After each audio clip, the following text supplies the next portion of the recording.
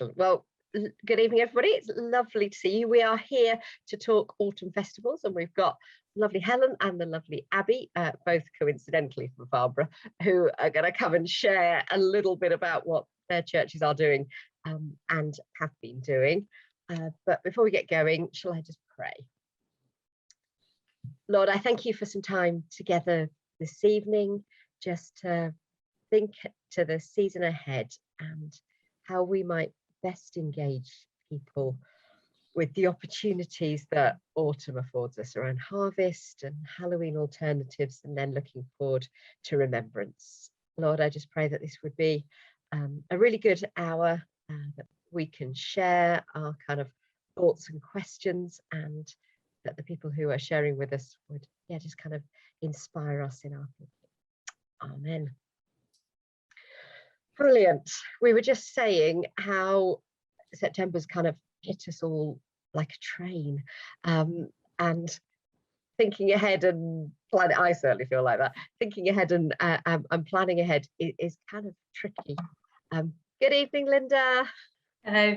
My computer's a bit slow today. Yeah, don't worry. It's lovely to have you. We've literally only just started. I've prayed and we're going, so you've not missed anything. Well, you can pray, I'm sure.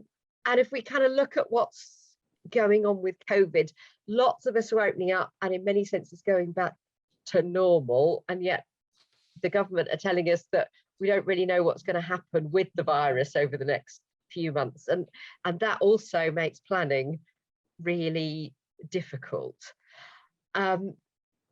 So we know that all legal restrictions have gone.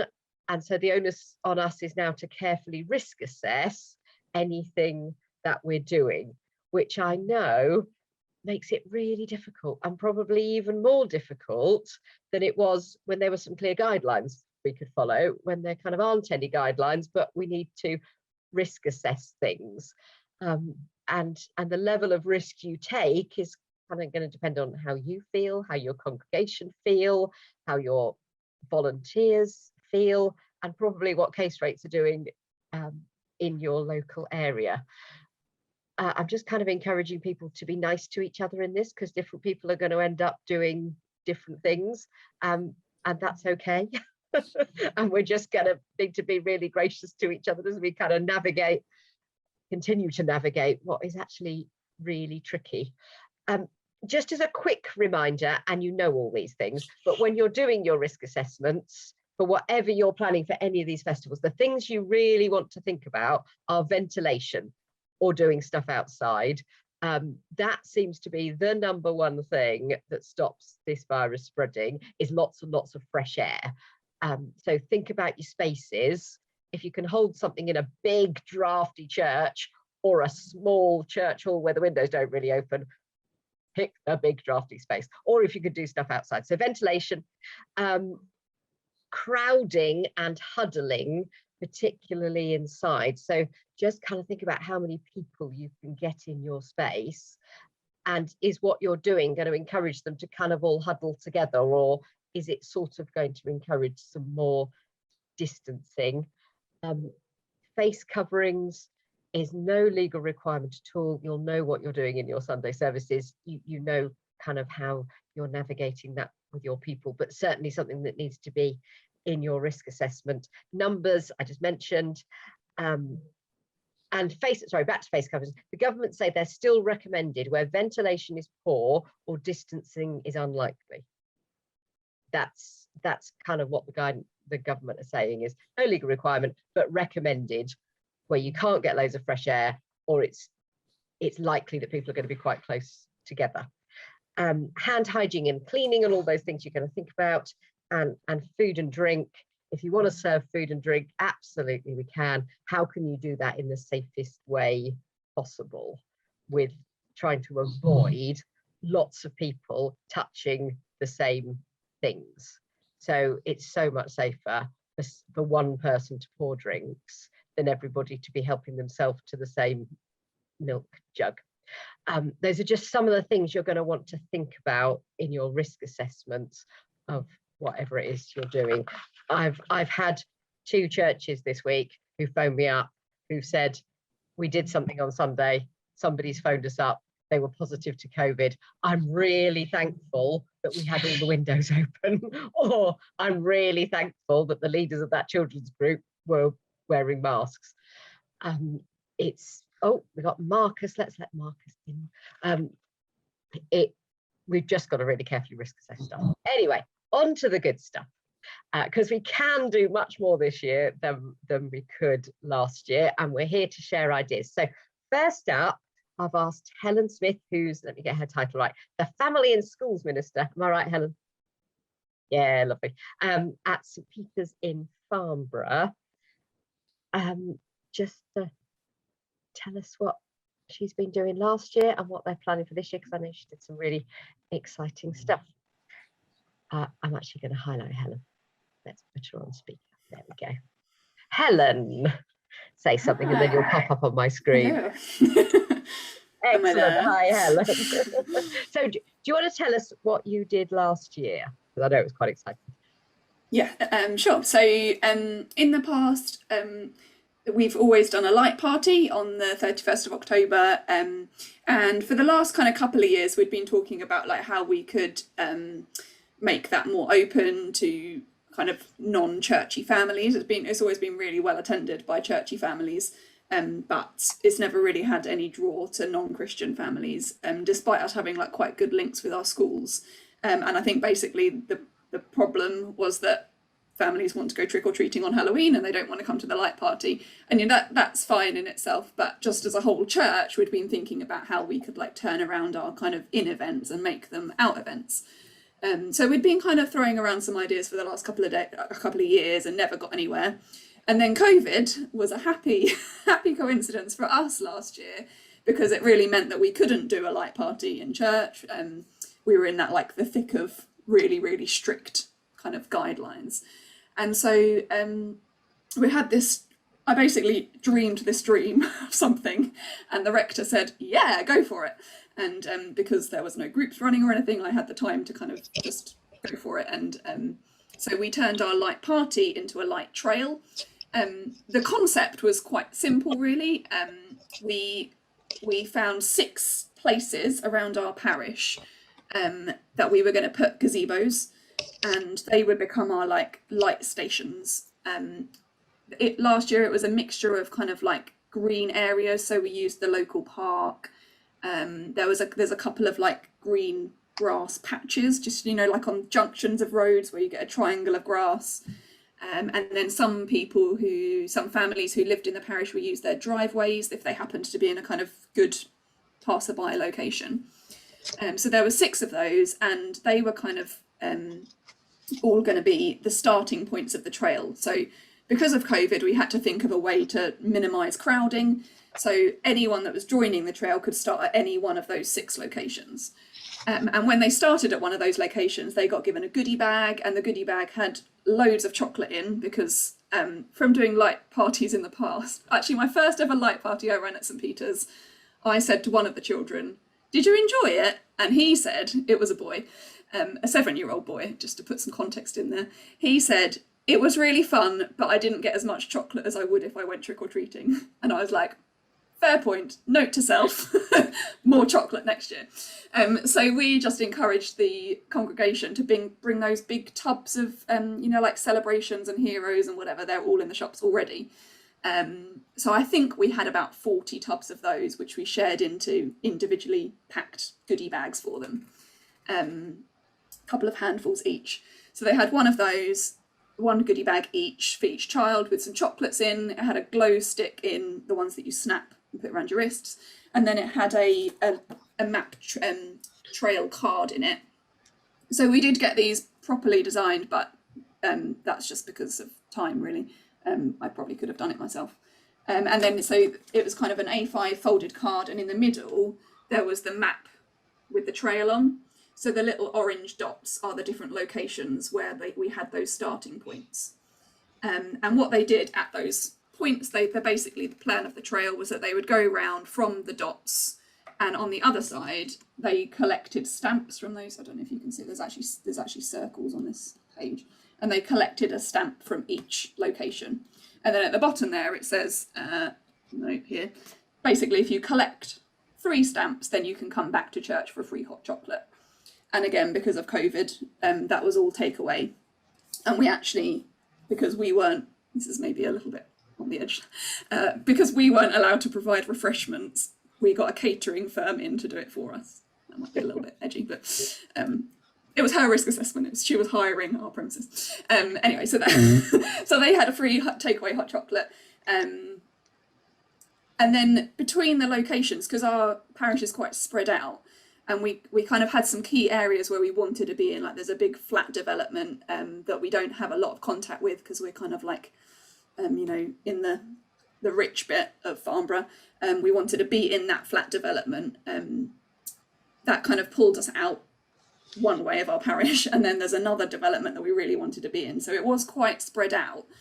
So in between these different 6 locations, we had pairs of people called light marshals, and they held a ridiculous sign on a massive stick that said that looked like this, and they had fairy lights around. So they stood in pairs along the roads at kind of locations that we'd decided, and the children stopped them and asked them for a challenge, and they all had a challenge card. So it was something like this one was do 20 jumps on the spot, and then when the child did the challenge, they got a code word, and the code word also went on the map trail booklet. And nobody seemed to notice that the code words meant absolutely nothing. They just enjoyed doing the challenges. I've got a small child. Can you go to bed for me? I don't have to. Have you? Yeah, so that was the kind of main outline of the trail. And we obviously had no idea who was going to join in. But I think the kind of special bits for me were, first of all, we told the council that we had to get permission from the council to do the things in the park and on the green areas, on the kind of verges. And we had a massively long risk assessment about how we were going to stop crowding and and all the kind of COVID measures around it. But they were really happy with it in the end. But one part of our risk assessment is that we weren't going to advertise because obviously we didn't want hordes of people coming, and that we were going to limit the goodie bags that we prepared to 200. In the end, we made 250 bags because I thought there'd be some left over at all the different locations, and they all went and within the first half an hour. And basically after that, we, you know, part of the risk assessment was that we would say to people, I'm really sorry, that's it, like we haven't got any more capacity. I didn't have any more goodie bags for a start. And as I kind of wandered around the trail, I basically picked up that people had stopped someone on the street and taken a photo of their map and were doing it on their phone. And they were like, actually, we don't want the hot chocolate or the stamps or anything. We just want something fun to do with the kids tonight. So that was really special. And then just the other thing that it was a God moment as I was driving round these different 6 stations because everyone was running out of goodie bags and I was trying to ship from between different locations. Just the sense of like, I don't know, on the, like what could have been the darkest day of the year where people should be dressed up as witches and bats and it should be dark and horrible. All you could see all around our parish was glow sticks and light and fairy lights, and all of the light marshals had like gone totally for it and had bought like stuff to wear from, you know, eBay or whatever that just flashed and lit up. And it was just a really special thing to see. That was kind of like Jesus has actually taken this dark day and turned it light. Yeah, it was really cool. Helen, that sounds some absolutely. Pictures as well if you want to. Oh, the pictures aren't great because obviously it was dark, but show us pictures.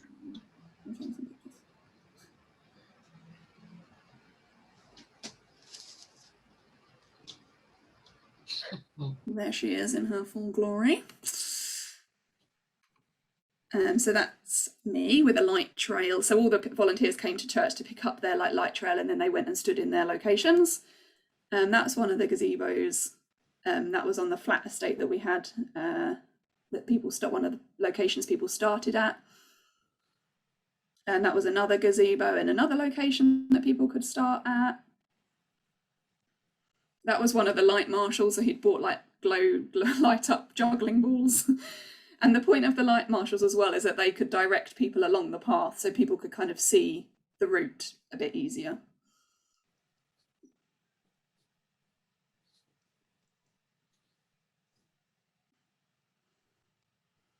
yeah, there's not very many pictures. Brilliant.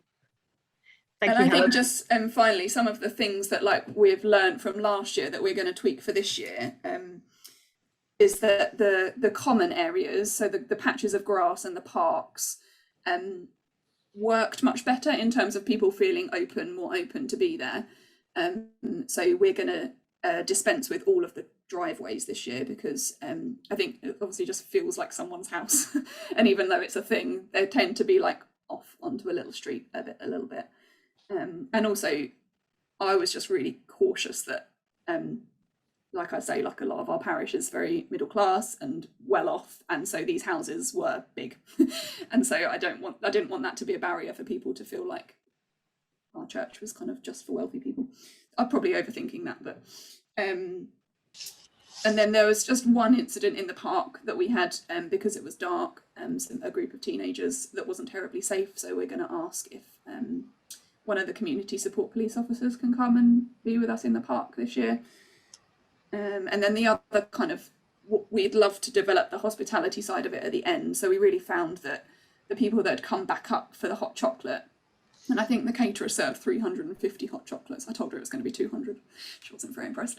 Then there was this massive buzz around this hot chocolate station, but we were kind of basically like, please go, like there's no gathering, off you go. But people were hanging around. People wanted the opportunity to be with people that they had met and gathered with. So we'd love to, instead of doing takeaway hot chocolate, invite them to the church lawn and have some fire pits and some fairy lights and a bit of music, and set that up as a kind of an actual space this year, obviously guidelines permitting. Brilliant. Thank you so much, Helen. I just love this idea of kind of taking the light parties outside into the community rather than just having them inside our churches, actually taking that light out. I think that's brilliant. Thank you, Helen. Now we've also got Abby. Abby, do you want to say something? And then you should pop up on my screen. Hello. Hello, Abby. So clearly Farnborough is the place to be on the 31st of October. But we're going to talk to you about Harvest first, and then we'll talk to you about what you do on the 31st of October. But go to Farnborough on the 31st of October. It sounds like it's fabulous. But let's just before we go to me, so I live in one of the smaller houses in the St. Peter's parish, and for me, I drove home on the 31st of October, and to drive past these crazy people with all these lights on the St. Peter's Trail, it was really encouraging. And it just, as somebody who was out of it, just driving along in the car, I think, Helen, you just need to be really encouraged that it was entertaining and it was light instead of darkness. So well done. So Abby is the pioneer community worker at Church of the Good Shepherd in Farnborough. So Abby, you're going to share some slides as well, aren't you? But tell us about what Harvest looks like for you. Yeah, so like many churches, we have a harvest service at the Church of the Good Shepherd, and we use it as a time to give thanks and to celebrate as a church congregation together. But also at our church, we run our own in-house food bank called the Larder. And harvest is a big time of year for us as we look forward to an increase in donations. Our church family donate during the service, and some of the other local churches donate their collections to us as well.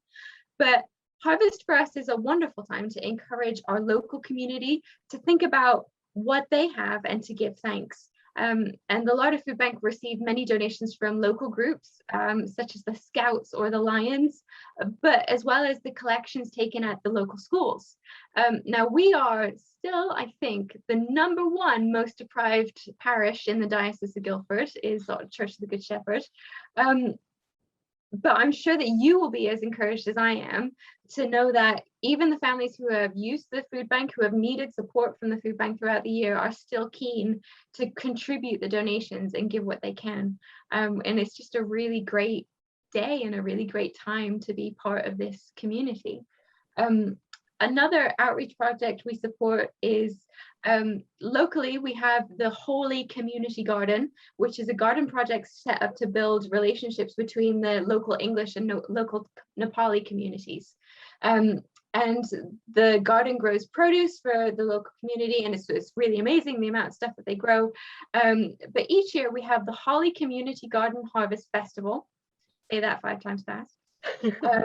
Where many local groups, they turn up to run stalls and activities, and we always turn up and set up our tent, and we set up a scavenger hunt to go around, but we also do a thankfulness tent, and it's an opportunity for people of all faiths to get together and just stop for a minute and think about their blessings and give thanks.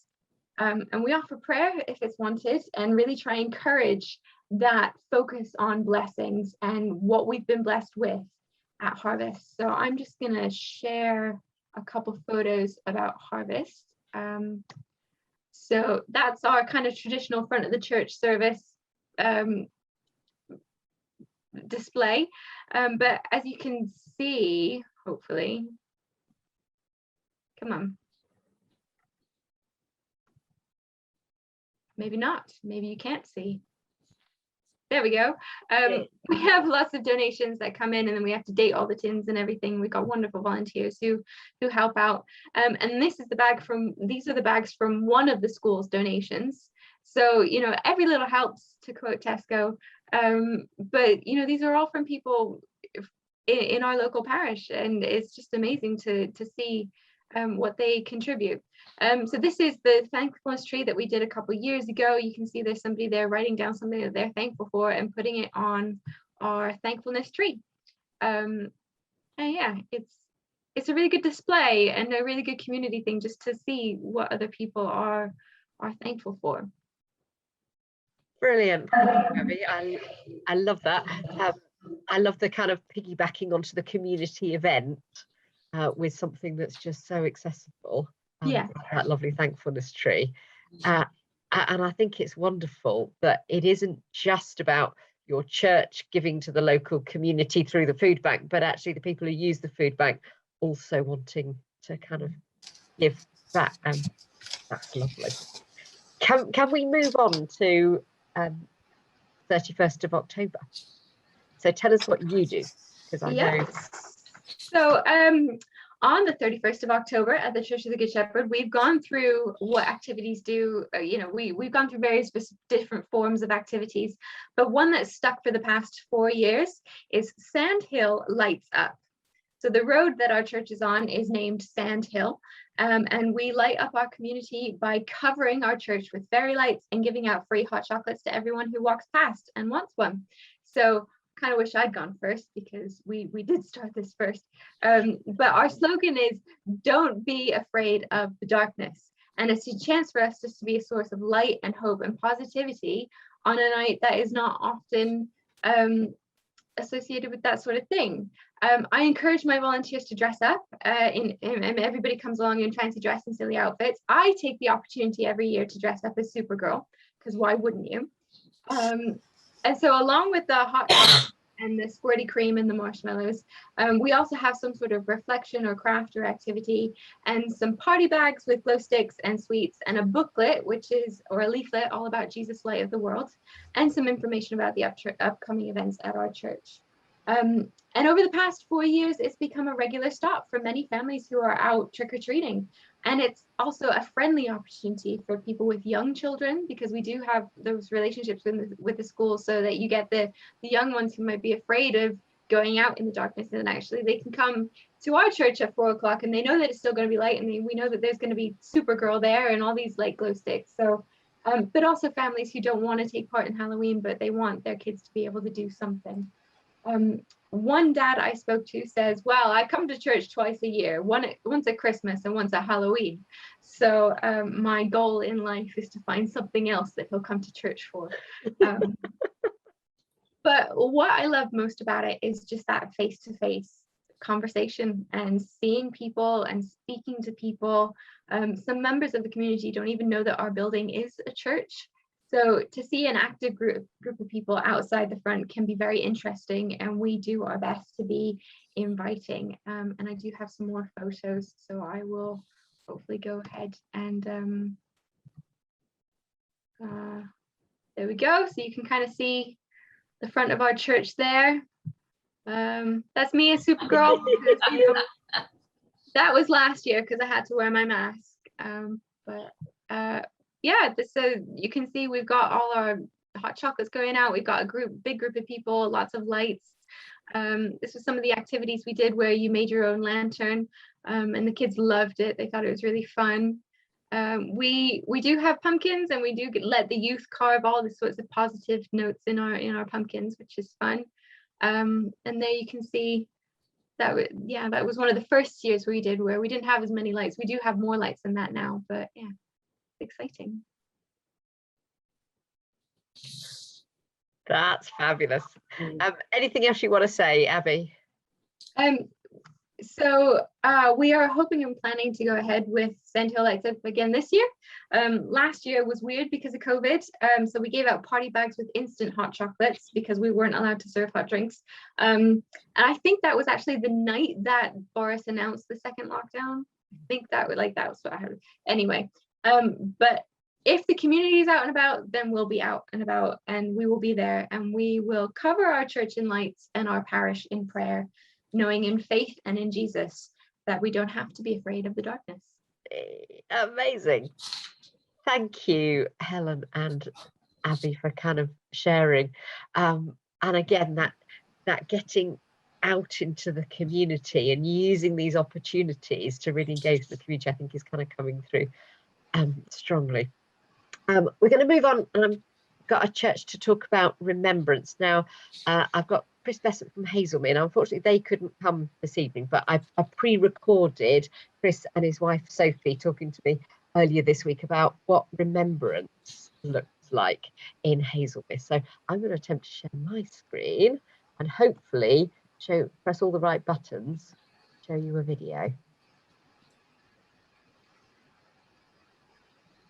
Let's see if it works.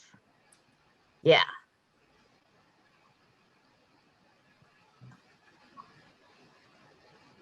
Brilliant. Well, Chris and Sophie, thank you so much for joining me and agreeing to kind of talk to us today. Sorry you can't actually be with us live, but it's great to have this pre-recorded. So, Chris, can you just tell us what remembrance is going to look like in Hazelmere? What plans you got?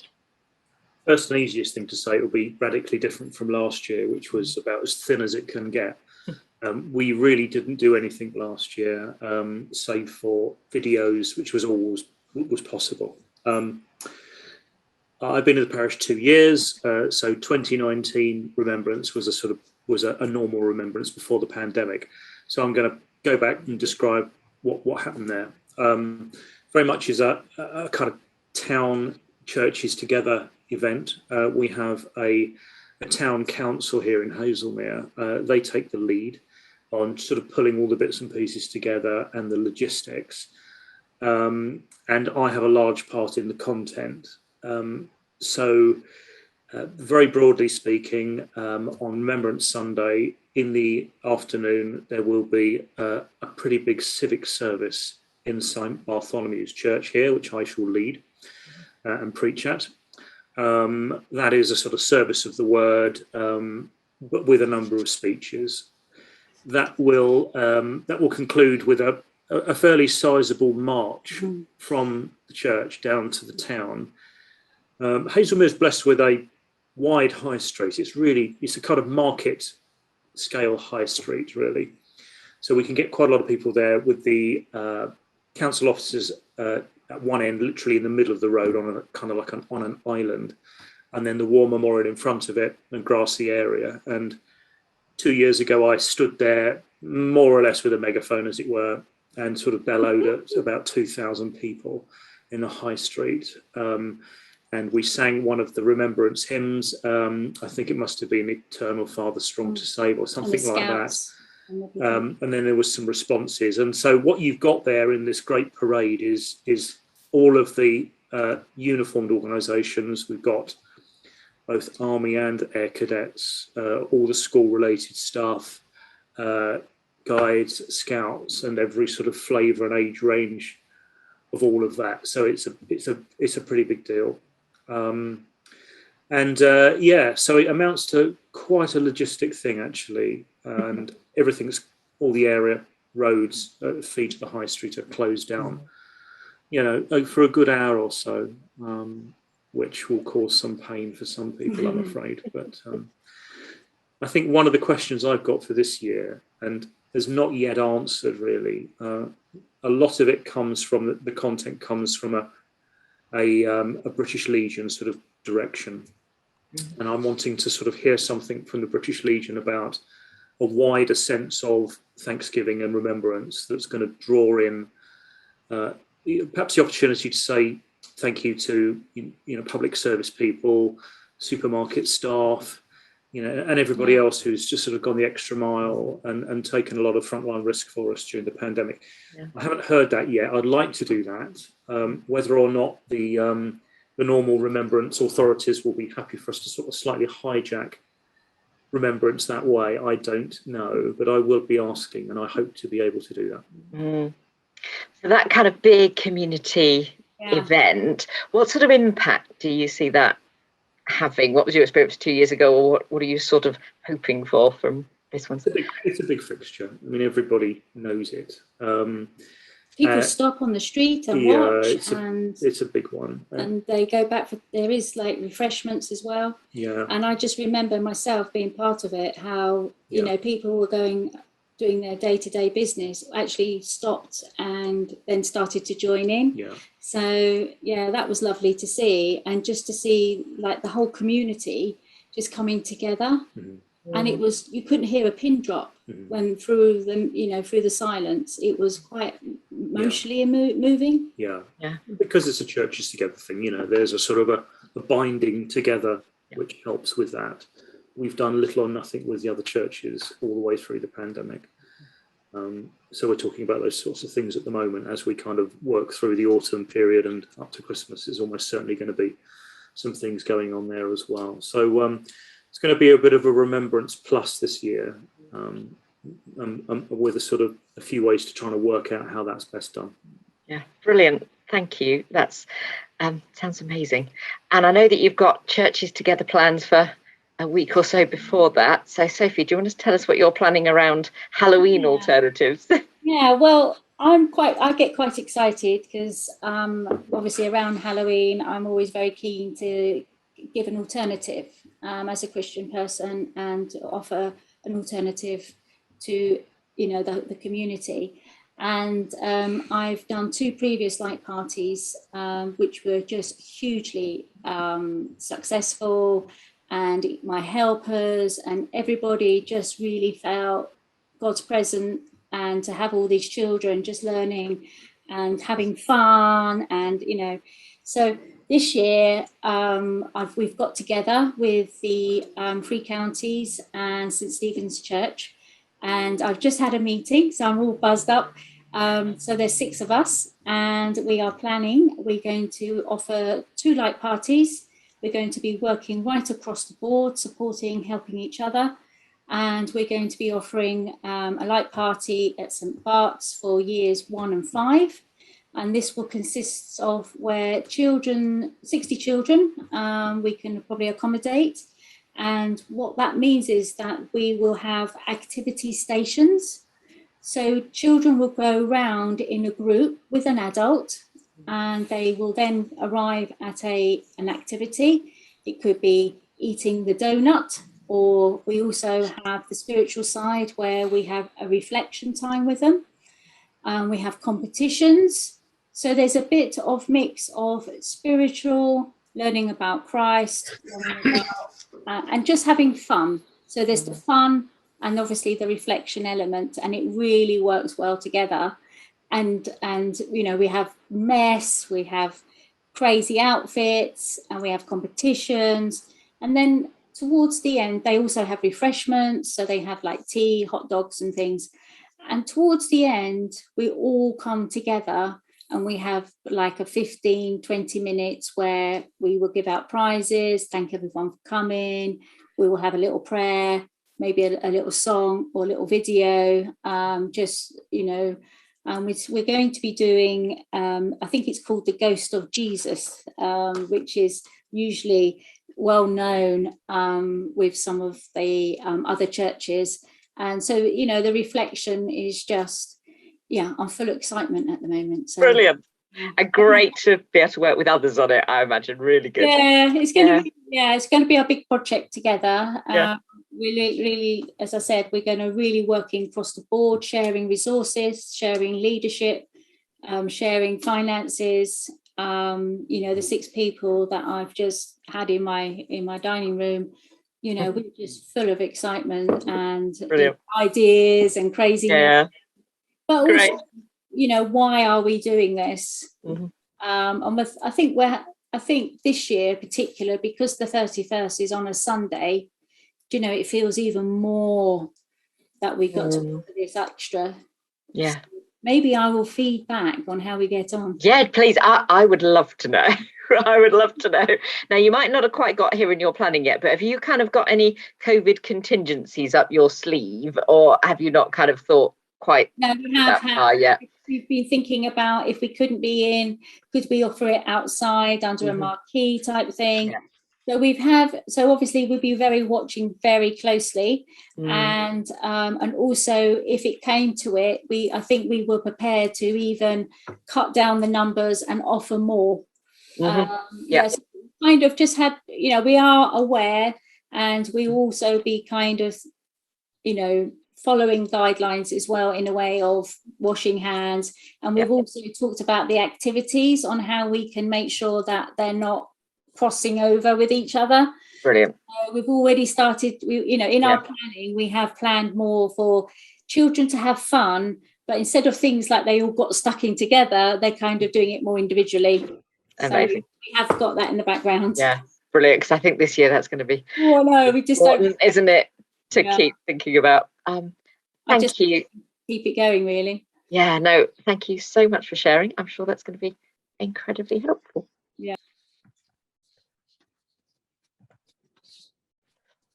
There we go. So that was Chris and Sophie with their big community remembrance plans and then their Halloween alternative plans.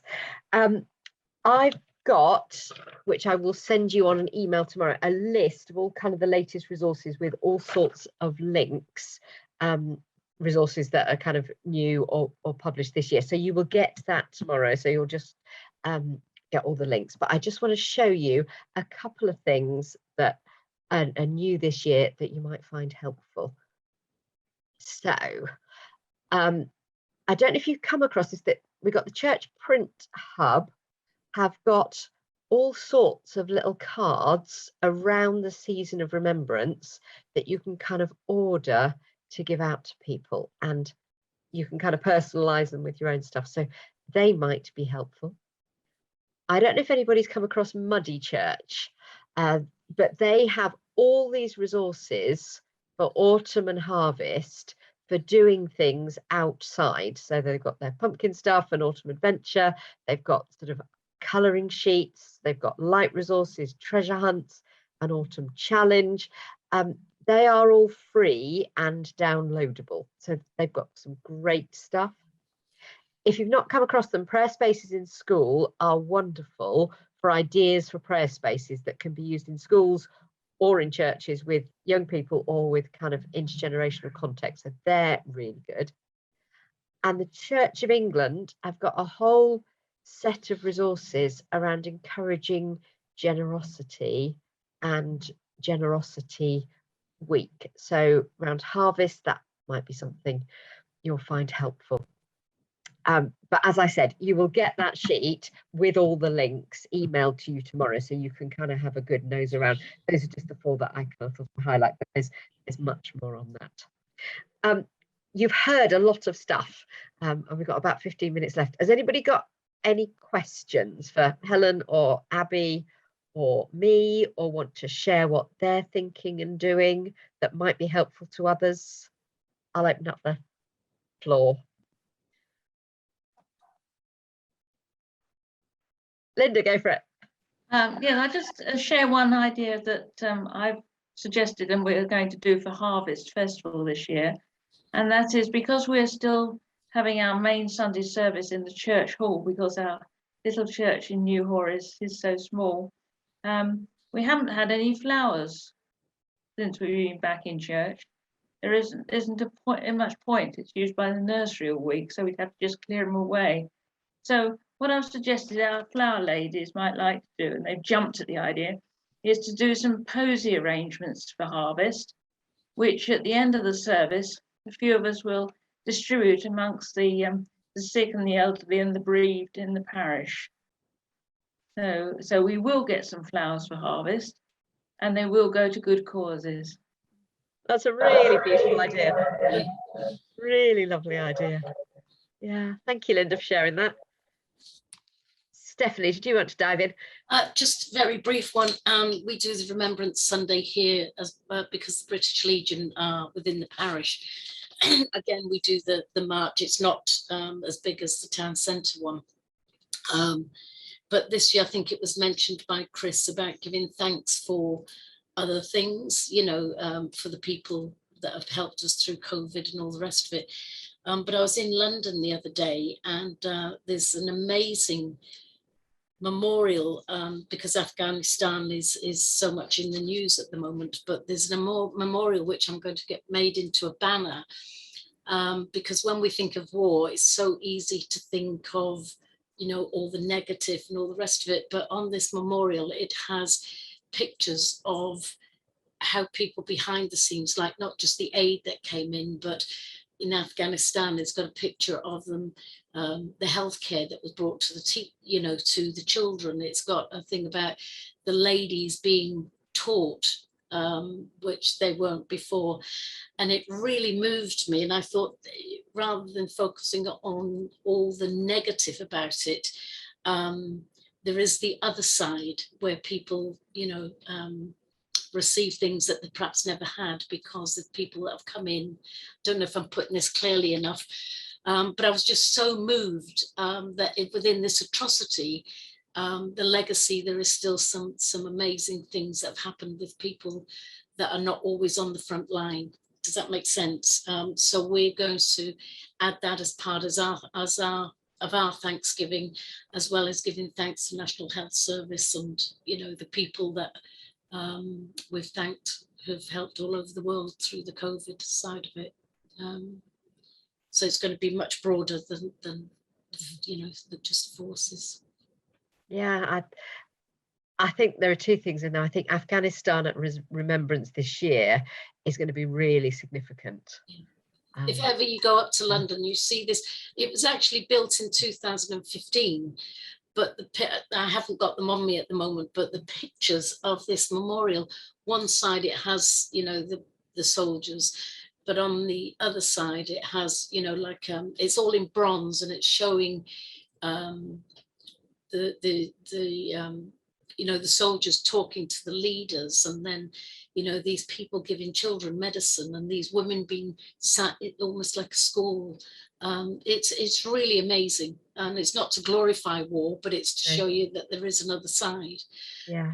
So I've taken the two, and I'm trying to have a big banner made, just to express that there is another way of looking at people behind the scenes, what good they're doing. Yeah. No, I think that's great, and to it not just be about the world wars, but what's kind of going on now, and as you said, it's about the sacrifice, but it's also about what the sacrifice has been for. Yeah.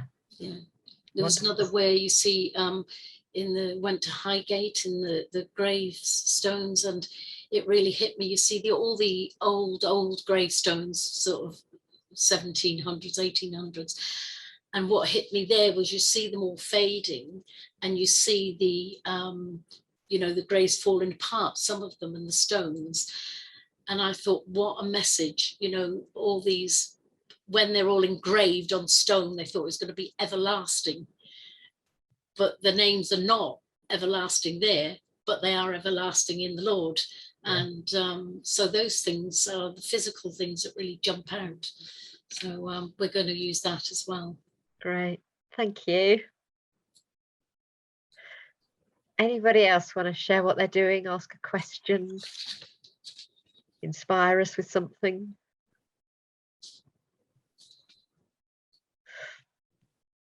I should have said one more resource that I was really hoping they would have ready for today, but they haven't, so I can't show you it, but it sounds good. Is Scripture Union are doing an In Search of Light QR trail. So if you do like this idea of taking your light party outside, Scripture Union are going to be publishing some resources that will be quite easy to use. They've done Christmas and Easter ones for the last couple of years, and they've just been dead easy to use. You just print off the QR trails and stick them somewhere, and then you can embellish it with as much hot chocolate and fairy lights as you like, but it will give you kind of a basis for what you're doing. And alongside that, they're publishing a new little book called Jesus is the Light. I've no idea what it'll cost because they haven't done it yet, and I was so hoping it would be ready for this evening, but it wasn't. But keep a lookout on the Scripture Union website. I put the generic Scripture Union address on the resources sheet, but I can't give you a specific one yet. But that is coming, so you don't need to, if you haven't got the resources, do wonderful maps and make your own stations and do all that kind of creative thinking unless you want to, and you've got the resources. Scripture Union are going to give you something that you can then embellish and fairy light up. So that is coming, and that looks like it will be good. Any more for any more? Otherwise, I won't keep you longer. I hope that's been helpful and inspiring to hear what others have been up to. Just before we go, would it be helpful to have one of these about Advent and Christmas, or are we kind of done with this sort of thing now? No, you people like it. Excellent. I might even do it just for you lovely people, because if it's helpful, then it's helpful. Excellent. Sarah, I don't know if you all know Sarah. Sarah is our new training lead. That's your title, isn't it? At the diocese. Could I ask you to pick on you, ask you to close us in prayer, Sarah? That would be lovely. Thank you. Lord, I just thank you for tonight. I thank you for real partnership in the gospel, in local communities, as we have heard, and with each other tonight, the willingness to share ideas. Lord, thank you so much for the abundance of creativity that is within our parishes, Lord. Thank you for this heart to really reach out and get out into our communities. So Lord, I just pray for this group gathered and for all involved in making preparations for harvest, for Halloween and for Remembrance. Lord, would you equip them, inspire them and guide them as they plan their activities. And above all, Lord, we just pray that your name would be glorified, your light would be revealed, and more people would get to know you, come into relationship with you, and love you through these activities. In Jesus' name, amen.